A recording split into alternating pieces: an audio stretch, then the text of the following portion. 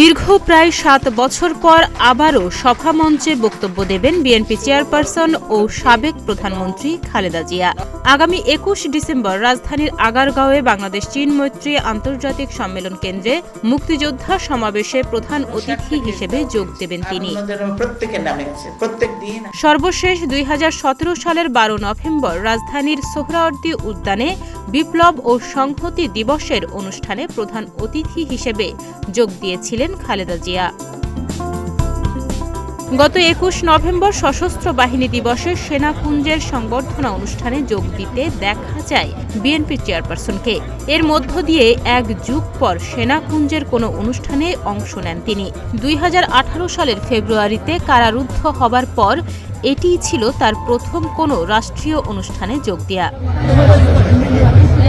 ঢাকা সেনানিবাসের সেনাকুঞ্জে আয়োজিত সংবর্ধনা অনুষ্ঠানে কুশল বিনিময় করেন অন্তর্বর্তী সরকারের প্রধান উপদেষ্টা অধ্যাপক ড. মোহাম্মদ ইউনূস এবং বিএনপি চেয়ারপারসন বেগম খালেদা জিয়া। এ সময় তাদের পাশাপাশি চেয়ারে বসে কথা বলতে দেখা যায়। দীর্ঘ অসুস্থতা সত্ত্বেও বিশেষ দিনে সবার সঙ্গে শরিক হওয়ায় খালেদা জিয়াকে ধন্যবাদ জানান প্রধান উপদেষ্টা ড. মোহাম্মদ ইউনূস।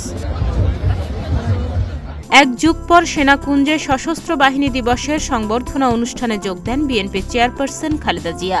সেনাকুঞ্জে অনুষ্ঠানে তিনি ছিলেন সবার মনোযোগের কেন্দ্রবিন্দু। প্রধান উপদেষ্টা ড. মোহাম্মদ ইউনূস, সামরিক কর্মকর্তা ও বিশিষ্টজনেরা তার উপস্থিতিতে উচ্ছ্বসিত হন।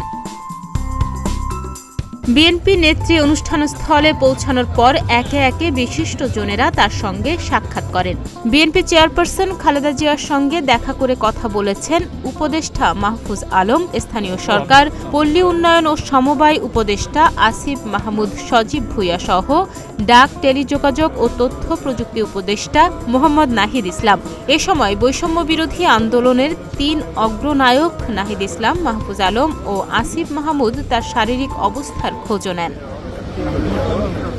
তাহনিয়া ইয়াসমিন, প্রতিদিনের বাংলাদেশ।